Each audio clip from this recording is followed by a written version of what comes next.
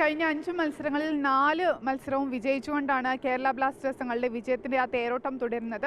മറുഭാഗത്ത് ബംഗളൂരു FC 5 മത്സരങ്ങളിൽ 4 മത്സരവും തോറ്റിരിക്കുന്നു. ആകെ ഒരു മത്സരം മാത്രമാണ്. കഴിഞ്ഞ 7 മത്സരങ്ങൾ പരിശോധിക്കുകയാണെന്നുണ്ടെങ്കിൽ പോലും അതിൽ ഒരു മത്സരം മാത്രമാണ് ബംഗളൂരു FC വിജയിച്ചിട്ടുള്ളത്.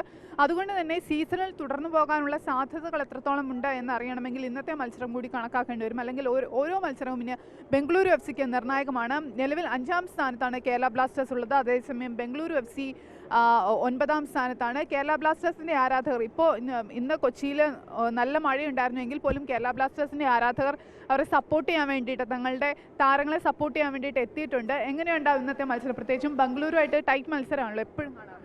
ഒരിക്കലും അല്ല. ഇപ്പോൾ ഒരു അൺബീറ്റൻ റണ്ണുമായിട്ട് ബന്ധപ്പെട്ട് നല്ല ഫോമിലാണ് ഇപ്പോൾ ടീം കളിച്ചുകൊണ്ടിരിക്കുന്നത്. പിന്നെ ജിങ്കനായിട്ട് വിവാദ പരാമർശങ്ങളൊക്കെ ആയിട്ട് ബന്ധപ്പെട്ട് നമ്മളൊന്ന് കാണാനിരിക്കുകയാണ്. അത് തീർച്ചയായിട്ടും ഇപ്പം കലിപ്പടക്കണം. അതാണ് കളി ഉറപ്പായിട്ട് ജയിക്കും.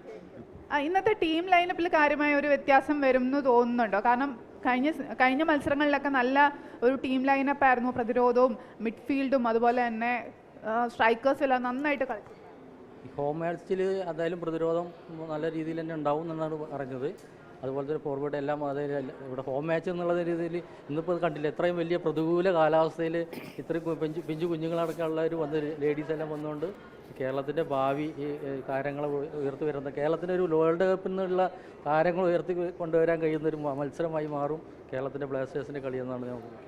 നമ്മുടെ കേരളത്തിലെ വേൾഡ് കപ്പാണ് ISL എന്ന് പറയുമ്പോൾ നമ്മുടെ ശരിക്കും ഒരു വേൾഡ് കപ്പ് നടക്കുന്നുണ്ട്. അപ്പോൾ നിങ്ങളൊക്കെ ഏത് ടീമിനെയാണ് പിന്തുണയ്ക്കുന്നത്?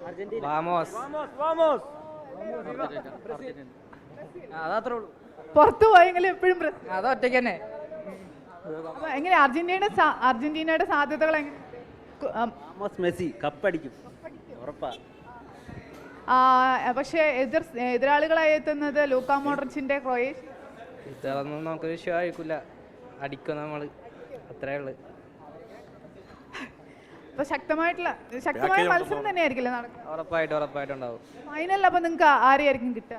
ഫ്രാൻസിനെ തന്നെ വരട്ടെ. ഫ്രാൻസിനെ വേണം. എതിരില്ലാത്ത 2 ഗോൾ നമ്മൾ ജയിക്കും. കേരള ബ്ലാസ്റ്റേഴ്സിന്റെ ആരാധകരാണെങ്കിൽ ഇത് കൂടുതലും അർജന്റീന ഫാൻസ് ആണല്ലോ. ശരി, ദിവ്യ സൂചിപ്പിച്ചു. എന്നാലും തികഞ്ഞ ആത്മവിശ്വാസത്തിലാണ് കേരള ബ്ലാസ്റ്റേഴ്സിന്റെ ആരാധകർ.